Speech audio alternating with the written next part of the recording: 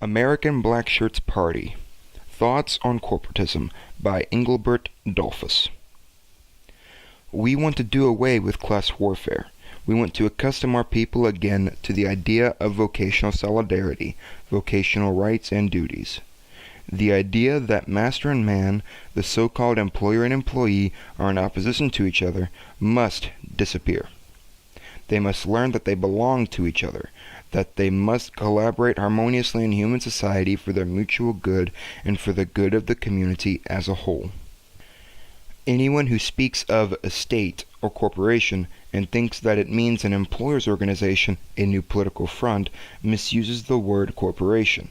A corporation is not only an organization of the employers, rather is it an organization of all those who owe their existence to one particular trade or profession.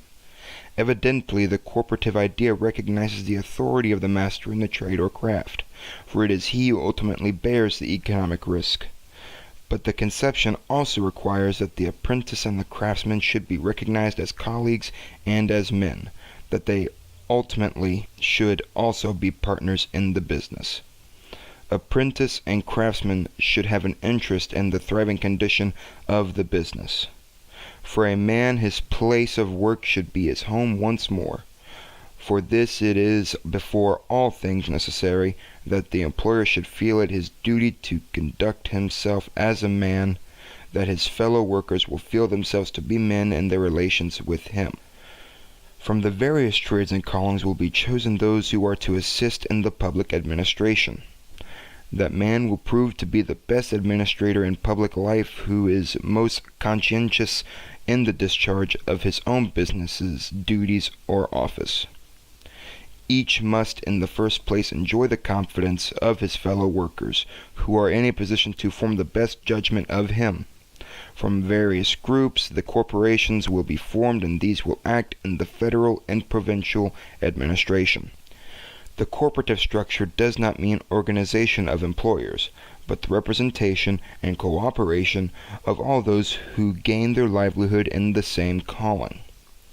The peasantry of Lower Austria will be the first, probably, soon to assume a really cooperative form, which will include every employee and every domestic servant.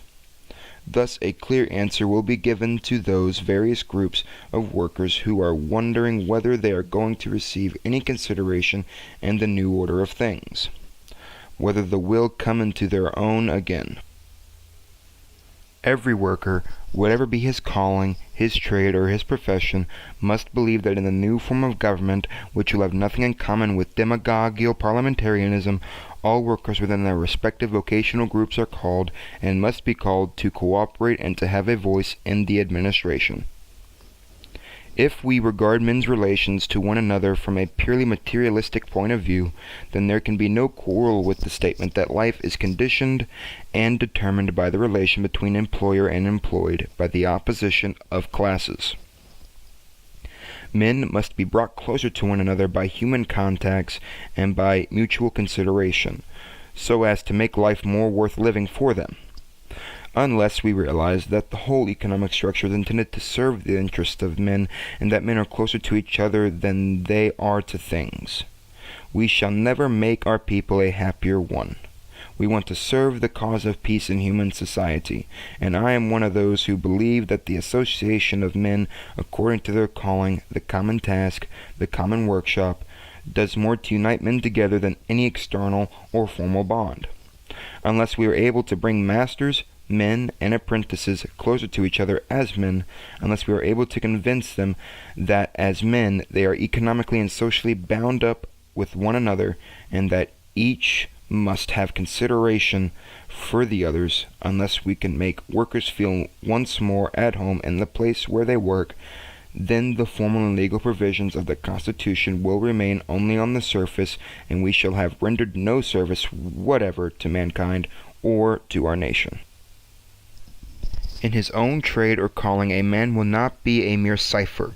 He will be considered and treated as a man.